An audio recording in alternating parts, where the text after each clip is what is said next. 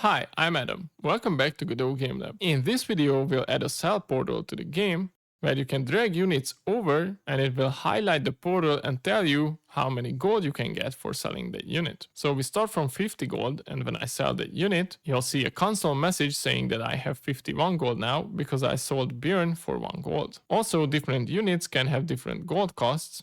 So for example, Arthur costs 4 gold, and when we sell Arthur, we should get 4 gold for it. So one way to sell units is dragging them over the portal and dropping them, but that's a bit tedious if you have too many units. So another way to sell units is to hover over the unit and press S, which is my default key to the quick sell action. So if I hover over Arthur and press S on my keyboard, the same action happens despite not dragging him over, and I have 56 gold in total at the end of it all. So let's get straight into it. So let's talk about architecture first. The sell portal needs to handle selling units, right? So the first thing it can do is that if we hover over a unit and drop it over the portal, it sells it. For convenience and UX reasons, when the unit is hovered over the portal, it also displays the gold value the player will get if they decide to sell the unit. It also needs to handle quick selling, because in these types of games it can happen that your bench is full and your play area is full of units for whatever reason, and you want to sell them quickly, right? And it would be tedious to drag and drop them one by one over the portal. So we'll provide a hotkey to sell the units, and we'll call this action quick selling. And how it works is that you need to hover over the unit you want to sell, and instead of dragging and drop it over the portal, you just press a key and it instantly sells that unit. And that's why we have like 2 different arrows coming out of the sell portal and one coming into the sell portal. So let's talk about the unit first, right? The sell portal depends on a connection with a unit node or scene. Why? Because the unit itself needs to register if the quick sell action button is pressed when it's being hovered over. This won't be the sell portal's responsibility. Instead, the unit itself can handle that quick sell event if it is being hovered over, and will just emit a signal saying that the quick sell was pressed over that specific unit. And then we can connect to the signal and say that, okay, this unit needs to be sold. And also, it's not just about the quick sell action. We need access to the unit anyways, because we need to connect to the unit's drag and drop component dropped signal when the unit is dropped over the sell portal. Right? So besides having access to units, we also have some components that we need for the sell portal to work. One is an outline highlighter component, which we already implemented. If you take a look at the GIF, you can see that a nice little outline border appears when we hover over the portal, indicating that it can be activated when you drop the unit. And we also need to create a new resource called PlayerStats, and we need to have access to it because we need to handle gold, right? So whenever a unit is sold, we want to add back the gold value to the player. And to do so, we first of all need to create that PlayerStats resource and then assign it to the sell portal to make sure that we can add the gold back when a unit is sold. So let's see how we can do this. Okay, so I have my project open here, and we can start by creating that brand new PlayerStats resource. It will be pretty simple for now, and we can keep expanding it whenever it's needed. So let's go to our file system doc, and under data, we can right click, create a new folder. Let's call this player, press enter, right click on the player folder again, create a new script. We can call this player_stats, and we can make sure that it inherits from the resource class, right?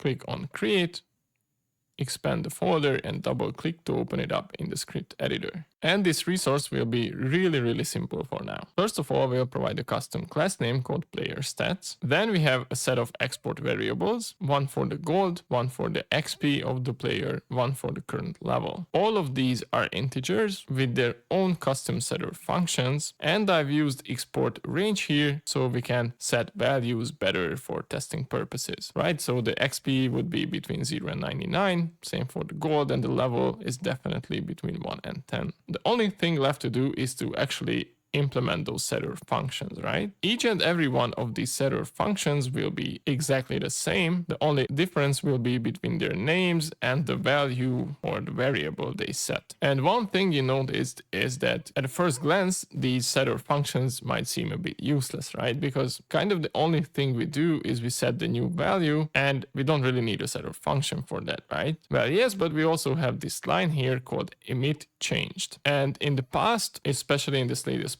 course, we did something similar, but I didn't know that we have this emit changed function built in for all the resources inside Godot. So this is super handy. Let me explain why. If we press and hold Control and click on emit changed, it will open up the documentation. By default, all resources have a changed signal. And it says that this method is called automatically for some built-in resources. For custom resources, it's recommended to call this method whenever a meaningful change occurs, such as a modified property. This ensures that custom objects, depending on the resource, are properly updated. And we have this example code here for a damage property. And we kind of do the same here. So the reason why this is useful is because we don't have to create a custom signal here, something like PlayerStats changed or stats changed. I definitely used something like this in the past in this latest course. And we don't really need this. Like, we can do it and we can implement this with a custom signal, but there's really no need to do this because again, we have a signal called changed, which is available for all the resources, right? And the player stats extends the resource class, so we have access to everything a resource can do. And what this means is that every time the gold, the XP, or the level of the player changes, we can emit this built-in changed signal in the resource. And when we'll implement gold UI, the XP bar, the level indicator in the future, those UI pieces will be notified, right? So that will be the case exactly when we sell units, for example, right? I sell a unit for 3 gold, and when we change the gold value for the resource from the SellPortal, this change signal will be emitted, and the gold UI piece can connect to the change signal to update the value to the latest one. Pretty handy, right? So that's all the code we need for now. We can save this with Ctrl S. Let's go back to 2D view, and we can actually create a PlayerStats resource because we only provided the class for it. So let's right click on the player folder, create a new resource, search for PlayerStats.gd, and we can call this player_stats. And if we double click it and open it up, we can change the values. Level at 1 is perfect, XP at 0 is perfect, but we can change the starting goal to something like 50, right? Awesome. So let's save this with Ctrl S, and we have our PlayerStats resource, which the SellPortal can act upon or change the gold value when we sell the unit. And we still can't really start creating the portal because we are missing a very important feature for the UnitStats resource. If you think about it, probably the biggest mechanic or the most important mechanic in a game like this is combining the same units to stronger ones, right? In some games, it's called 1, 2, or 3 star units. In this game, I call them tiers, right? So we have tier 1 units, tier 2 units, and tier 3 units. And this is super important because when we sell a unit, we get gold based on both the tier of the unit and the original gold cost of one unit. So we somehow need to come up with a formula to calculate this. So let's go back to the script tab and press Ctrl-Alt-O and search for UnitStats.gd. And here we have some data, right? We have rarity, the colors for those rarities, the name, gold cost, and we actually need to add some new code here. The first thing we add under our gold cost will be a tier. So again, we can use export range here because a unit can only be tier 1, tier 2, or tier 3. By default, this will be 1, and we can make sure that it has its own setter function.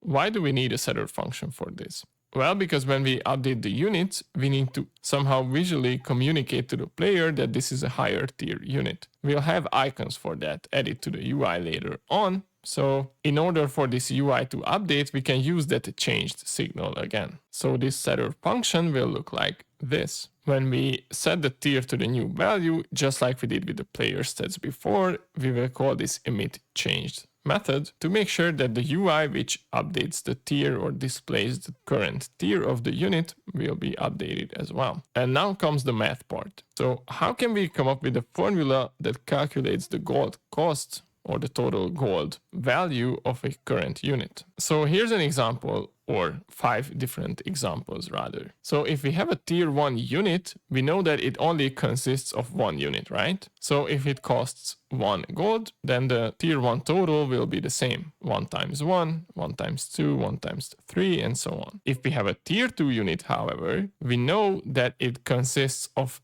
3 tier 1 units. So in the case of a 1 cost unit, it will worth a total of 3 gold, right? Because 3 units times 1, which is the original cost of 1 unit, is 3. In a similar fashion, if the original unit has a cost of 3 gold, then the total worth for a tier 2 version will be 3 times 3, because we have 3 units and all of the units cost 3. Very similarly, in the case of tier 3 units, we have to combine 9 tier 1 units in total, right? This 3 times 3 comes from combining 3 tier 1 units 3 times, so they become 3 tier 2s, which can combine into 1 tier 3 unit. So the cost will be, for example, in the case of a 4 gold unit, will be a total of 9 times 4, which is 36. So how can we write a function which calculates this for us based on the tier and the original gold cost, right? Because these are the two variables here.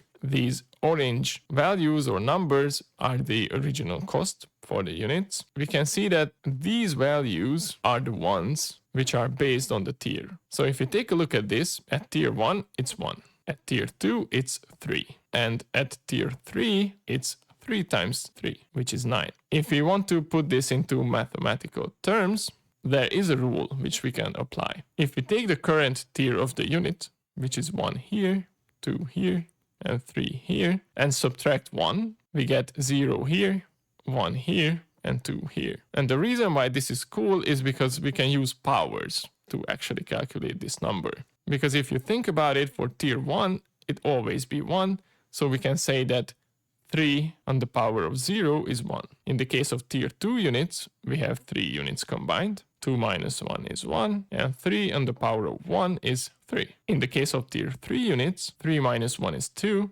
and 3 on the power of 2 is 9. So with this little formula, we can get these black numbers, and these are the harder ones, right? Because the gold cost is just given as an export variable. So that's the formula I came up with. In terms of code, this will be pretty simple. I divided it into 2 different methods. One is for getting the combined unit count, and that is basically the black numbers we saw in the table. This is the 2 stars operator in GDScript is the power operator. So we say that the combined unit count for this UnitStats resource will be 3 on the power of tier minus 1, just like we saw earlier. So again, in case of a tier 1 unit, this will be 0. For a tier 2 unit, this will be 1. 3 on the power of 1 is 3. And in the case of a tier 3 unit, this will be 2. And 3 on the power of 2 is 9, which is perfect. So we can calculate the total number of combined tier 1 units based on the current tier of that unit. And to get the total gold value for this UnitStats resource, we just need to take the original gold cost, which can be whatever, and then we just multiply it with the number of units combined totally, right? And with this method, we can always get the sell value, the gold value for selling the units. Pretty cool, right? Some simple math can do wonders. I think this is a pretty elegant solution. So that's all the updates we need for the UnitStats resource. Again, just to sort of summarize, we added a new export variable for the tier of the unit, which can be 1, 2, or 3, has its own setter function, just so we use this emit changed to make sure that we can update the unit's tier accordingly when it actually combines into a higher tier unit. And we also introduced 2 new methods. So we have this method, this get combined unit count, which tells us how many tier 1s were combined to this unit. And we have the get gold value, which will return the total gold value of the current UnitStats resource. Pretty straightforward stuff. We can save this with Ctrl S. And I know you're eager to jump into the SellPortal implementation, but we still have one final little thing to do. And that's updating the unit scene so it can handle the quick sell event, right? The hotkey. So the first step to do this is to actually create a new input action for quick selling. So let's go to project and project settings. And under input map, we can add a new action. I just call this quick_cell, press enter to edit, click on the plus sign to assign a key to this, and I'll just use the letter S on my keyboard. Click on OK, and when this quick cell input event is added and the key is attached to it, then we can close the project settings and we can press Ctrl-Alt-O to search for unit.gd. And we can scroll all the way up and see what new code needs to be added to handle quick selling. Well, the first thing we need to add is a new signal called quick cell pressed. And we emit this signal when the unit is hovered over and the quick sell button was pressed. So how do we do this? We can scroll down and we have our ready callback here. And here we'll test if it works or not, but we don't really actually want to handle this inside the ready. Instead, we can use the input callback to do something like this. We'll check if the input event is the quick sell action or not. And if it is the quick sell action, we can emit this quick sell pressed signal. Pretty simple, right? But we need a way to test this. So a quick way to do it is to go back to the ready callback and say that we connect ourselves to the quick sell press signal, and we'll just create an anonymous function which prints a cell message to the console, right? So that should be it. Let's save this with Ctrl+S and run the game to see if the quick sell action works or not. I can hover over the knight, press S on my keyboard, and well, we do have, right, these console messages, but we have 3 of those. What happens if I press S? I have 3 new. Every time I press S, even if I'm not hovered over a unit, all units will register that input event and emit the quick sell pressed signal. So that's not really good, right? Because we only want to emit this signal if a unit is being hovered over and the quick sell action was pressed. So we somehow need to make sure that when this input event happens, the unit is actually being hovered over. And to do so, we can introduce a new member variable called isHovered, which will be false by default, right? So we say that this unit is not hovered over. And if you remember, when we put the unit together, we created 2 callback functions. You can see it over here, the onMouse entered and the onMouse exited. So what we need to do is when the onMouse entered is called, we don't just highlight the outline highlighter and set the Z index, but we can also say that isHovered should be equal to true, right? And we kind of do the same here when the mouse exits, but the opposite, right? So we set it to false. And when we have this, now we have a variable which is accessible to check whether this unit is hovered over or not when we press the quick sell action button. So probably the easiest way to do this is to provide a safety check first and saying that if the unit is not hovered over, I don't really care if the quick sell action button was pressed or not. We can return from this method immediately, right? But if it is hovered over and the quick sell action button was pressed, then we can emit the signal. And now if we save this with Ctrl+S and run the game again, if I press S on my keyboard, nothing really happens. There are no messages here. But if I hover over a unit and press the S key on my keyboard, we see 1 message, right? And that's for that specific unit, which is pretty cool. So that's all we really need from the unit. It now works as intended. And when we're sure that it works, we can actually delete this testing code, right? We just wanted to see if that quick sell works. Awesome. So if we save this with Ctrl+S, now we're done all the prep work we needed to actually implement the SellPortal. If you like my content, please consider checking out my Ko-fi page where you can donate one time or become a member and get early access to all my content and videos. So let's get straight into it. Let's go back to 2D view and create a new scene by clicking on the plus sign, and the SellPortal itself will be an Area 2D node. So let's click on Other Node and search for Area 2D. Let's double click and rename this to SellPortal. And you'll notice that we have this usual node configuration warning because Area 2D nodes need a collision shape 2D to work. Don't worry about it for now. We'll add it as well. First, let's add visuals though. So press Ctrl+A or click on the plus sign. And this time we could add a sprite 2D, but let's not forget that we want to create an outline highlighter, right? So for the outline highlighter to work, if you remember, we have to use a canvas group node because that's how the shader works. So let's add a canvas group, double click, call it visuals or something like that. And to this canvas group, we need to assign the shader material. So let's go under canvas item and material in the inspector. Click on the material and we can actually quick load our 2D outline shader like so. If we click on the shader, we have the parameters, but the line thickness will be 0 by default, which is perfectly fine for us. Okay, so with the visuals node selected, we can press Ctrl A again and add a sprite 2D node as a child. And zoom in a bit. This sprite 2D will use an asset we have. So under our file system doc, we can expand assets and sprites.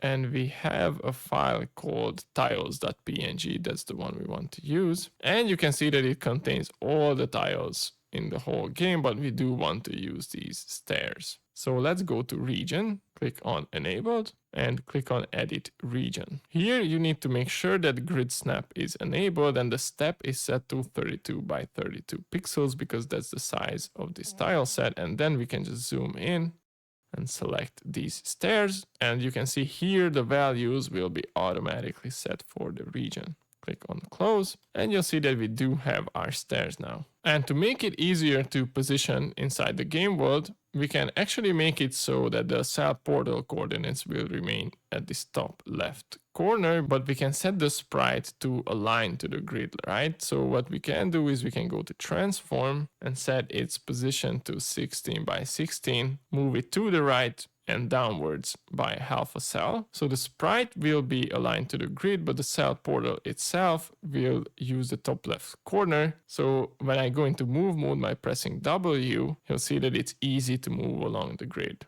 So it makes it really easy to work with. Now we can go back to selection mode by pressing Q and we can add the collision shape next. So this configuration disappears. With the SellPortal, the root node, the area to be selected, press Ctrl A or click on the plus sign and search for collision shape 2D. And now we have a new node configuration warning saying that we don't have a shape attached to this. So for the shape, we'll use this shape to detect when a unit is being hovered over this area, right? So you can configure it however you want to. So to make it feel a bit better and not too precise, I just use a circle for this. So add a new circle shape 2D. And we can go to transform before setting the size and offset this collision shape by the same amount. So again, half a cell to the right and downwards. And now we can set the size or the radius for this circle. You can use whatever you want.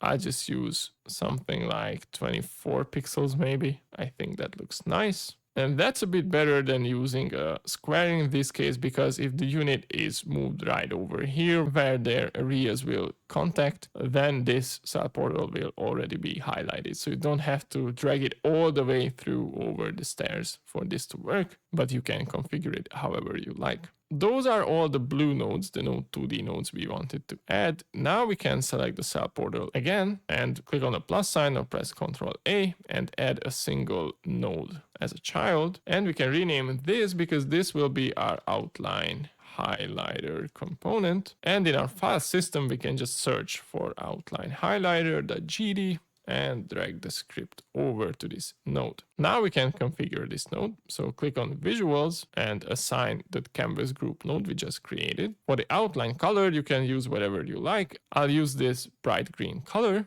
And for the outline thickness, we can use whatever we like. I'll just use 2. And now we need to add UI stuff. Let's select the SellPortal again, press Ctrl A, search for label. And this label will be very simple. So we can just type in cell to make sure that we indicate what this portal can be used for. And we can move it to wherever we want it to. I just use the values I've used in the reference project, which is under control, layout, and transform. And the position will be 0 on the X and 36 on the Y. And the size of this on the X can be 32.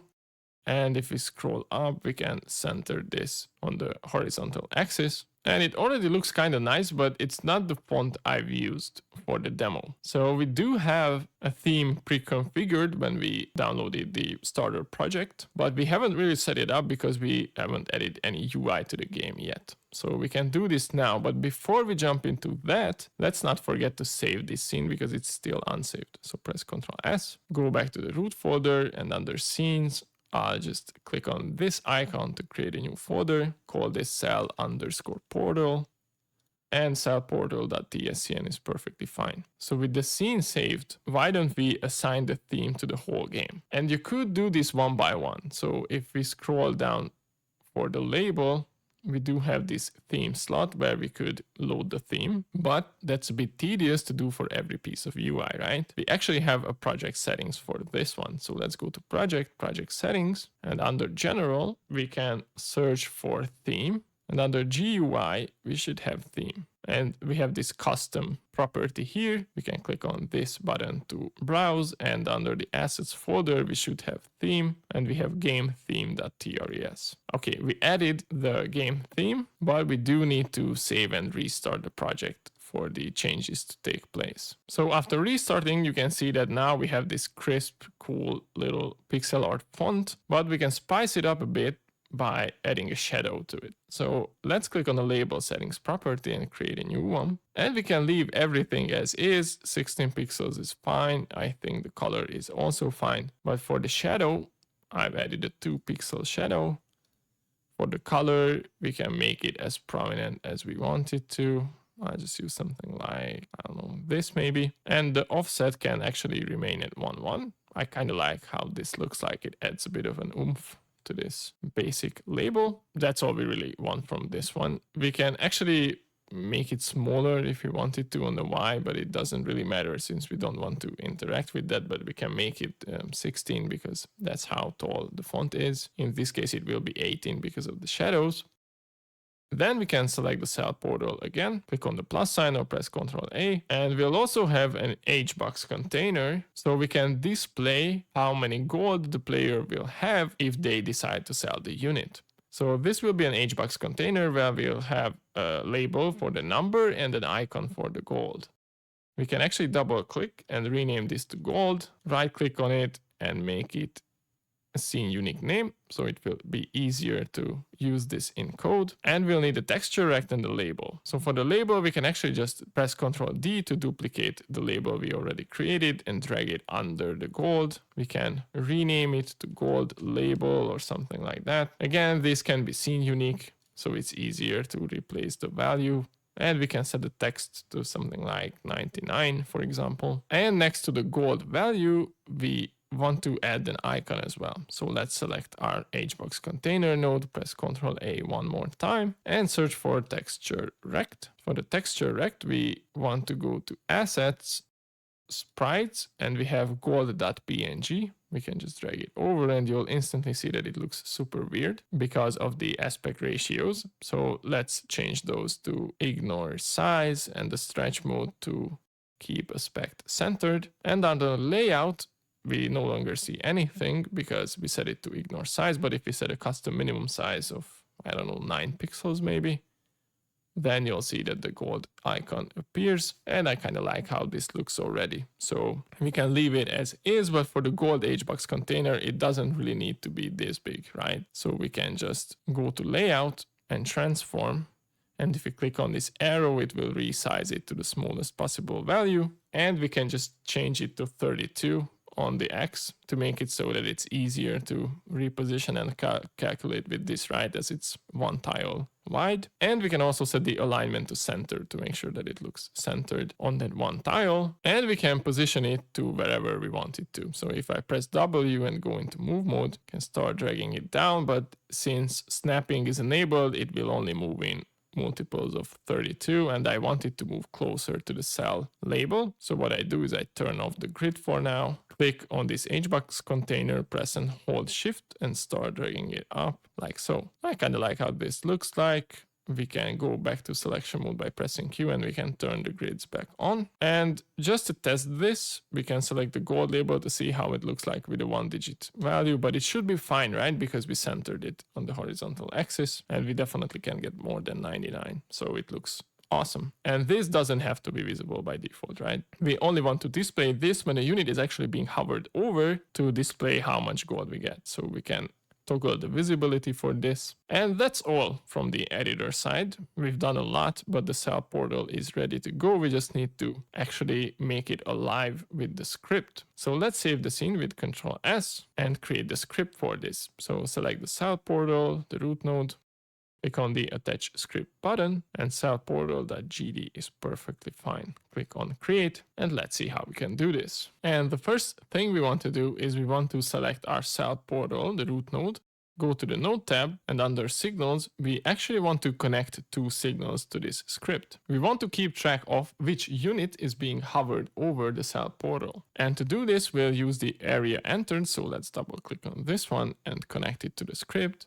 And the area exited signals. Again, double click and connect it to the script. And first of all, we'll provide a custom class name called SellPortal. Then to make sure that we have access to the player's gold and we can add to it when a unit is sold, we'll have an export variable for the PlayerStats Resource. For the portal to work, we also need to have a bunch of already variable references to the outline highlighter component, the gold HBox container, and the gold label. And one final thing we need is a member variable which will keep track of the current unit that is being hovered over the SellPortal. If an area enters and it's a unit, we'll change the current unit to it. And if an area exits, we'll change that current unit to null to make sure that we register that the unit is no longer over our portal. The ready callback will be pretty straightforward and similar to what we already did with other components. We'll grab all the nodes from the units group, which will be unit instances, iterate through them, and set them up with the SellPortal. So what does setting up mean? It means we need to connect to two signals. One is the drag and drop components dropped signal, and one is the newly introduced quick sell pressed signal. So when the unit is dropped, we want to call the onUnitDropped method, which we are yet to implement. And when the quick sell is pressed, we want to call a sellUnit method, which again, we are yet to implement. In both cases, we want to pass an additional parameter, which is the unit itself. Because if we press and hold control over the quick sell press signal, we have no parameters defined for this.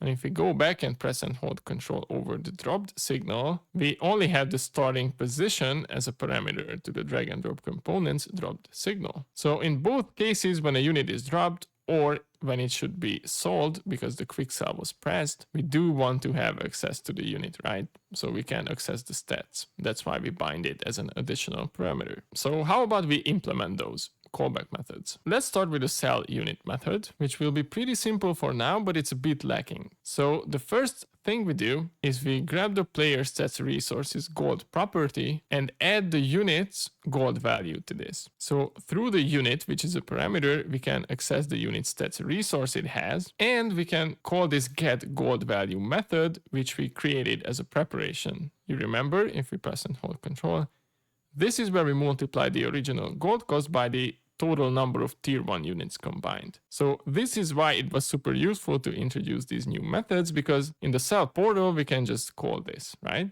And we have to do two things here in the future, in the far future. One of those is if a unit is sold and it has items attached to it, then we need to give those back to the player. That's how it works in most auto battlers, at least. And which we'll actually do in season 1. If the units were sold, they should be put back to the unit pool, because most of these auto battlers use a unit pool to manage which units can be bought and which are not. It's not completely random. So for example, in TFT, if you really want to buy a specific unit, but many other players already bought copies of that unit, you are very unlikely to get that unit from the pool, because all the bought copies were removed, right? But when you sell a unit, they should be put back to the pool. Hopefully that makes sense. We'll discuss this in detail in a later episode. Right now, we just leave into to-do comments that we know that this should happen, but we don't have the systems for those yet. And for now, to see if the gold number is correctly added to the player's gold, we can just print it out to see. Because we start from 50, and if we sell something, it should be bigger than 50. And finally, something which is super important, we can delete the unit with Q3, right? Because we sold it, we can just delete the whole instance of that with Q3. Awesome, so selling the unit is pretty straightforward, 3 lines of code, but we do have this callback method, the onUnitDropped, which we are yet to implement. Fortunately, this will be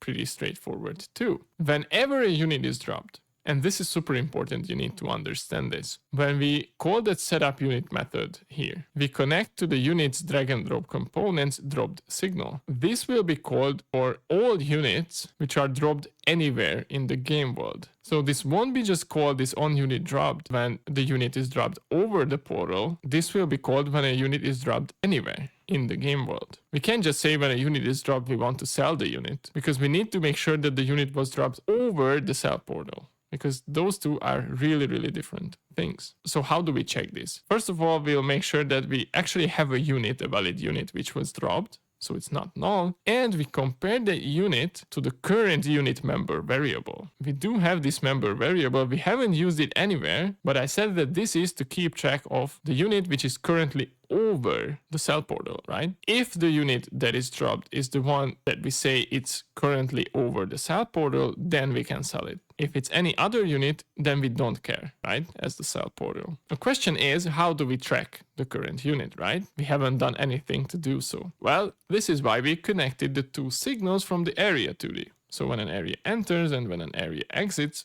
we can check. A cool thing you can do with these signals and these callback methods is that you can cast these area 2Ds into different variables. So we can say that we don't really want to notify when any of these areas are hovered over the SellPortal. We only care about units. So we can change this something like unit with the type of unit. Then this callback method will only be called if we actually do have a unit as an area entering our SellPortal area. So what do we want to do when a unit enters our area? Well, a bunch of things. First of all, we'll want to set that current unit member variable to the unit which just entered, right? Then we want to call the outline highlighter component's highlight method to display that green border. And we also need to update the gold labels text property, so we make sure that it displays the current unit's total gold value, which was hovered over. We convert it to a string with str, and then we call gold.show, which will make sure that this hbox container containing the icon and the gold label will be visible. So that's all when the unit enters, but what about when an area exits? Well, we kind of want to do the same. We want to do this conversion, so we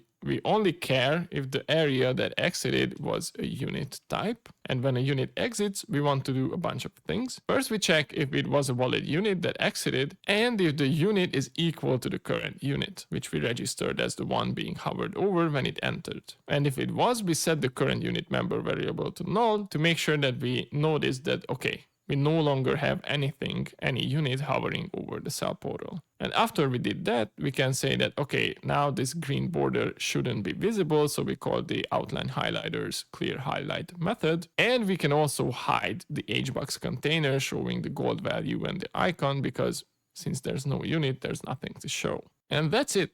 That's the whole script for the SellPortal. It's 50 lines of code, so I hope it's not too bad. With all of this done, we can save this with Control S and test to see if it works or not, right? So let's go back to 2D view. And we only created this scene in isolation, so let's go back to the arena scene where we have our whole game. And with the arena, the root node selected, click on the Instantiate Child Scene button or press Ctrl-Shift-A. Instantiate our SellPortal to the game.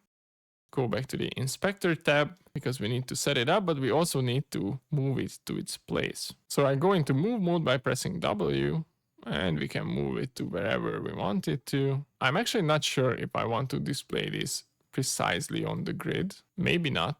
So I just go into transform and set the X. Maybe offset this by half a cell by adding 16 to it. Kind of like having some space so it's not too close to the border of the screen. Now I go back to selection mode by pressing Q. And let's not forget that we need to assign the PlayerStats Resource to the SellPortal so it can change the gold amount. So in our file system, we can search for player_stats.tres. Drag it over, and if I click on it, we should have 50 gold. So that's all the prep work we need. If we save this with Ctrl S and run the game, we should be able to grab units, drag them over the portal, and you see that the outline highlighter and the gold display value works. And if I sell this, then we should have a console message, and we do, that we have 51 gold now. So that works perfectly. And if I hover over Björn and press S, The quick sell action also works because we have another console message saying that we have 52 gold now. So both of those seem to work pretty well. And you'll see that Arthur is a more expensive character, so it sells for 4 gold. I can sell him by dropping it, and the value works perfectly fine. Awesome. So everything works as intended, right? Well, almost. Let me show you what I mean. Let's click on the script icon next to the arena. And let me add a new line of code here and say that the unit spawner should spawn a new Robin. So with this new line of code added, you'll see that we get an extra Robin here. And if I drag him over the portal and release the mouse and drop him, nothing happens. He snaps back to its original position. Also, if I hover over him and press S, nothing happens. I can't sell it with quick sell, but it still works with all the other characters. But not with this newly spawned Robin. Can you guess why? What's the problem here? See, if we go back to our SellPortal, it's the same problem we already had. We have this setup unit method where we connect to the unit's signals that we need to connect to in order for the SellPortal to work. So far so good, right? So where do we call this method? We call this method in the ready callback, when we grab all the nodes, all the units from the units group, iterate through them and call this method. That's why it works for those 3 which are already there in the scene tree when we run the game. See, the problem is we never call this for units that are spawned during runtime when the game is already running. So we had the same problem with the unit mover as well. And we can talk about this again, but I don't really want to repeat myself. But just to summarize or reiterate very quickly, we could do something like exporting another variable here and saying that we need to have access to the unit spawner component, and when a unit spawner spawns a new unit, we connect that signal to our setup unit. And we hopefully agreed last time that the problem is then that this SellPortal relies on having a unit spawner, while it shouldn't really be concerned how spawning a unit works in the game. The SellPortal itself provides this method to set up a unit when needed, and we can just say that, okay, we can orchestrate this on the arena level. That's what we did last time with the unit mover. So if we save this with Control S to make sure that we have the original version and go back to the arena, you'll see that that's where we made that connection, right? We said that when a unit spawner spawns a new unit, we call the unit mover setup unit method, because the arena itself, as the highest level class or script in the game, does know of both the unit mover and the unit spawner. So it can act as an orchestrator, setting up and establishing the connections between these different components. And we can do the exact same thing with the SellPortal. So we just add it as an onReady variable and then connect it to the unit spawner's unit spawned signal the same way we did with the unit mover. And when we do this, these 2 lines of code do this orchestration, and we don't have to make our SellPortal dirty with any outlying things, right? Even in the architecture, we said that we only need the units from the outside, the player stats, and the outline highlighter. We don't want to have anything to do with the unit spawner. We just want to handle selling units, and that's it. So we say that, okay, then the arena can take care of connecting those 2 pieces together. And now if we run the game, we'll have this newly spawned Robin, and now it does work for selling units. Awesome, so we fixed this connection missing. And one final thing we can test, because we haven't tested tiers yet, right? We did that mathematical formula, but we haven't tested it. So let's search for Arthur.tres. He's one of the units. And we can change the tier to 2, for example. And this should mean that it's a tier 2 Arthur with a gold cost of 4, and we should get 12 golds for this one because 3 units needed to be combined to make Arthur tier 2. And you'll see that we have 12 gold indeed, and we should have 62 when we sell him. And we can assume that it works for tier 3 as well, but why don't we just test it real quick? Changed it to 3, run it again, and we should have 36. And we do, so pretty awesome. Right, so we can change it back to 1. We don't have to provide a tier 3 by default, but we made sure that everything works as intended and our SellPortal is ready to go. That's it for this video, and I'll see you in the next one. Bye bye.